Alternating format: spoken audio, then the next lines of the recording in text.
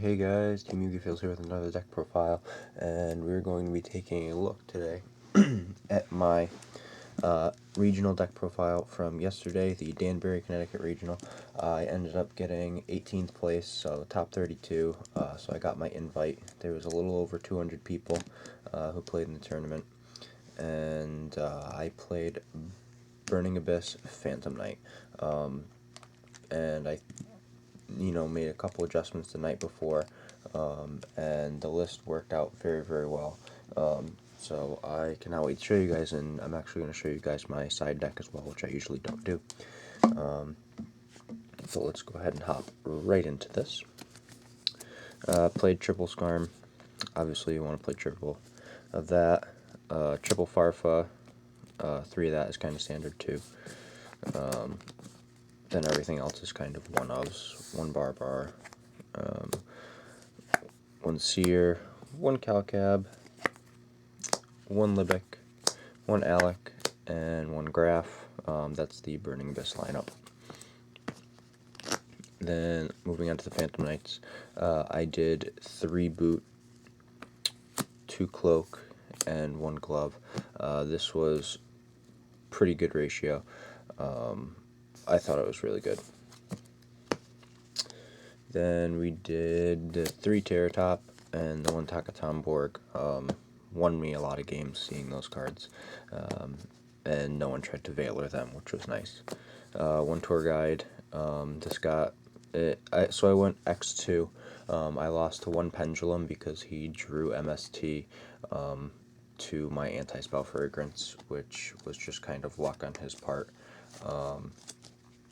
And then the other matchup that I lost was to the Mirror because he just completely outdrew me. He did a lot better in what he had in his hand, and he ended up fog blading this. But I had something else that I could go off of. I think I had a fog blade engraved, and I banished it to summon one of the Phantom Knights, and I just overlaid this and that.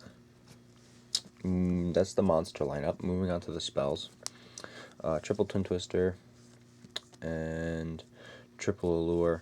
I barely saw this card, but when I saw it, it was good. I usually sided 1 out during games 2 and 3. I just didn't feel that it had to be at 3 in the deck after siding. And then I did the 1 Foolish and 1 Rhoda for searching stuff. Moving on to the traps, I opted for a heavier trap lineup. I did 3 Fogblade, which is obviously a really good card.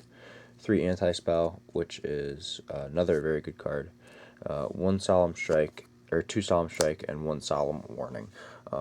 Depending on the matchup, I would side some of these out, depending on what I played against.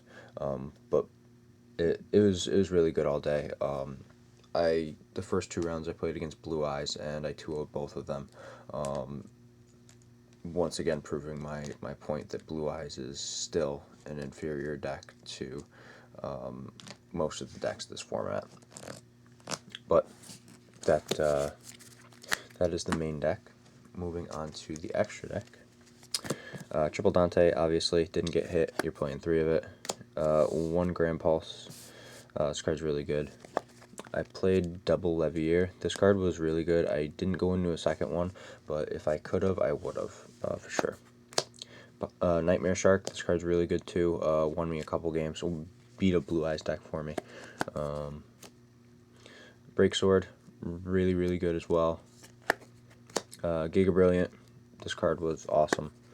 Corbash, really good too. I used these to shuffle cards back against my opponent when I was playing against Burning Abyss or Blue Eyes or whatever it was that I was playing against at that point. The Rebellion Dragon, because you're playing the 1 Break Sword. I didn't feel that 2 Break Sword was necessary. I just kind of thought that playing 1 was okay, and the 1 did work out.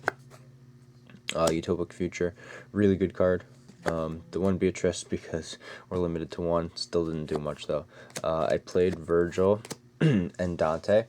Now, normally you would just play 1 target now because of the Beatrice, but I opted to play the Virgil, and I will show you why in my side deck in just a second.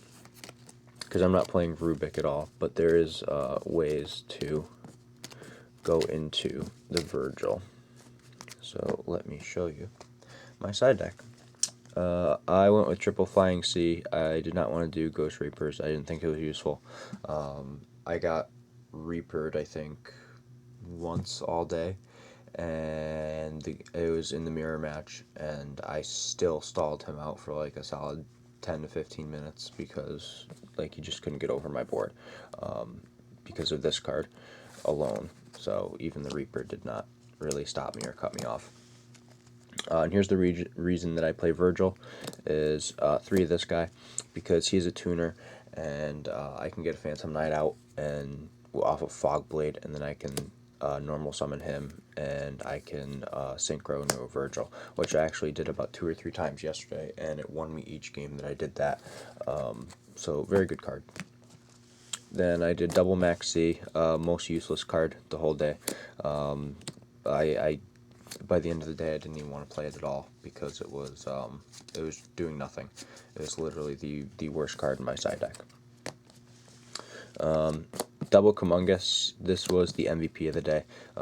Won me a lot of games. I played against the Cyber Angel Herald deck, and I don't even think Cyber Angel Heralds could be a viable deck right now with Kaijus being a thing, in all honesty. And then I did the double Vanity's Fiend. Pretty useful, self-explanatory. And then I just did triple Quaking Mirror Force.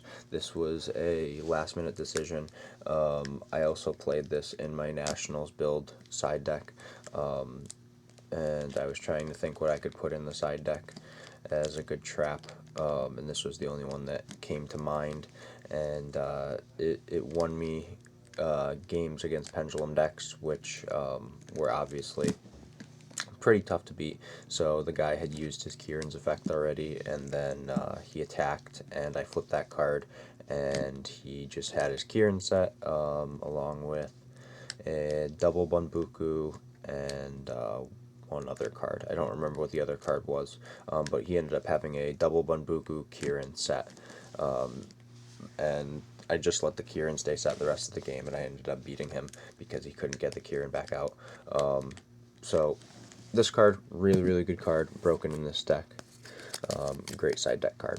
So that wraps it up for the Burning Abyss deck profile. Hope you guys enjoyed this. I will be doing more videos soon, hopefully. Gonna make some more deck profiles and whatnot. So give this video a thumbs up. Don't forget to subscribe. Tell your friends about the channel. And this is Team Yu-Gi-Oh! Once again, signing out.